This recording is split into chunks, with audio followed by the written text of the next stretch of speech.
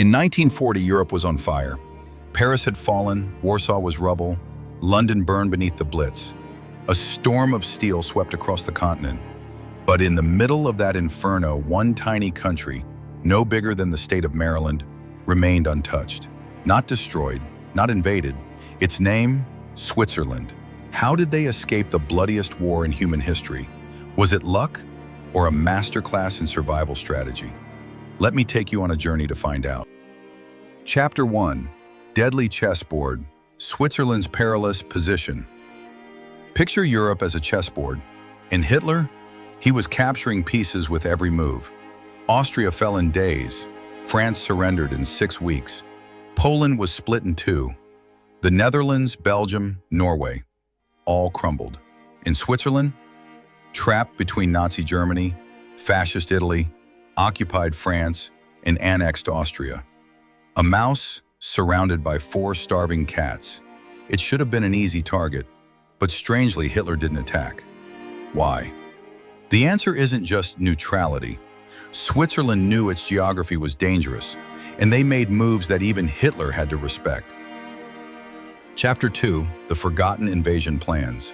Here's something you might not know. Germany actually planned to invade Switzerland. The operation was called Tannenbaum, Christmas tree. Tens of thousands of troops were mapped for the mission.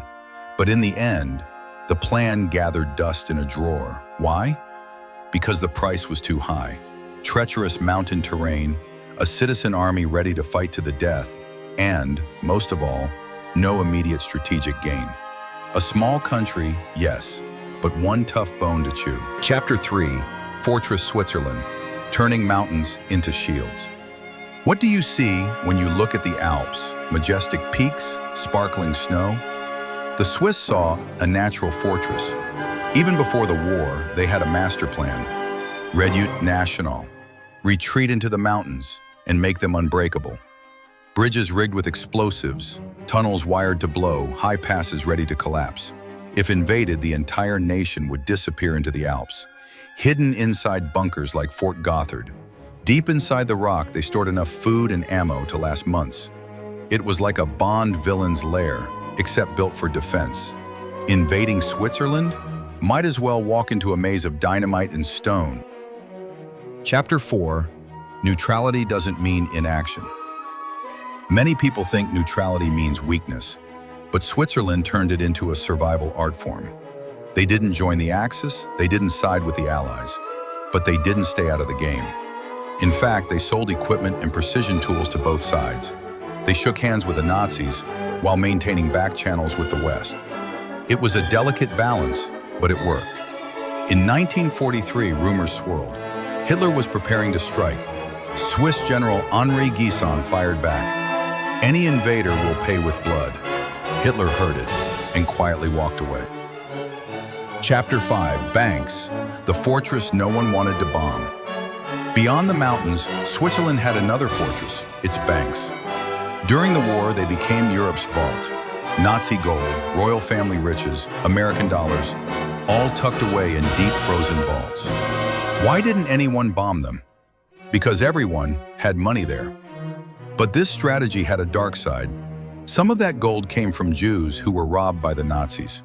After the war, Switzerland was slammed with accusations and forced to pay reparations. Neutral in war? Maybe, but morally neutral? Not so much. Chapter 6. A nation on standby, from soldiers to housewives in Switzerland. Every man was a soldier. Even in peacetime, they kept rifles at home. Trained regularly, the whole society was like a hive armed to the teeth. Many homes even had private bomb shelters. If war broke out, the entire population would snap into defense mode instantly. This wasn't soft neutrality. This was neutrality with a trigger finger. Sound familiar? Think Second Amendment, Swiss edition.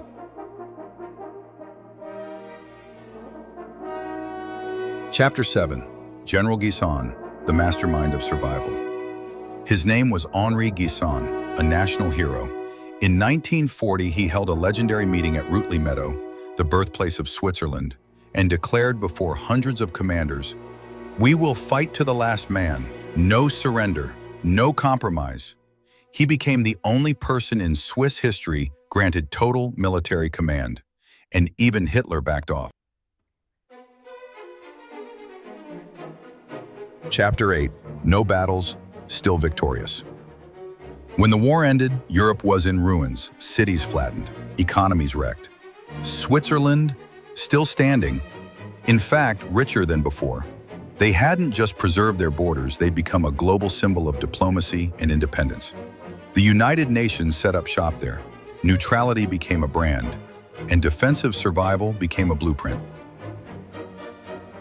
Final thoughts, a strategy for today. So what do you think? If America, or any nation today, were in Switzerland's shoes in 1940, could they pull it off? Is there still room in this violent world for neutrality with teeth? Drop your thoughts in the comments. And if you found this story worth telling, like, subscribe and share to keep these lessons from history alive.